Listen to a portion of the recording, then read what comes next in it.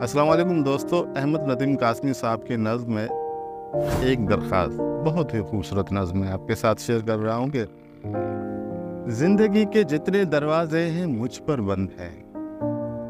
देखना, हद्दे नज़र से आगे बढ़कर देखना भी जुर्म है। सोचना, अपने अकीदों और यकीनों से निकलकर सोचना भी जुर्म है। आसमां दर आसमां असरार की परतें हटाकर झांकना भी जुर्म है।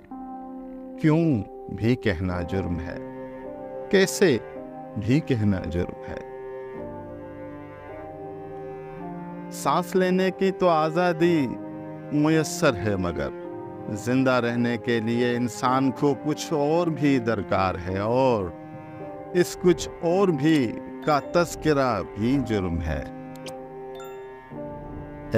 हुनरमंदाने आइन व सियासत, खुदावंदाने ऐवान व अकायद, जिंदगी के नाम पर बस एक इनायत चाहिए, मुझको इन सारे चराए की इजाज़त चाहिए।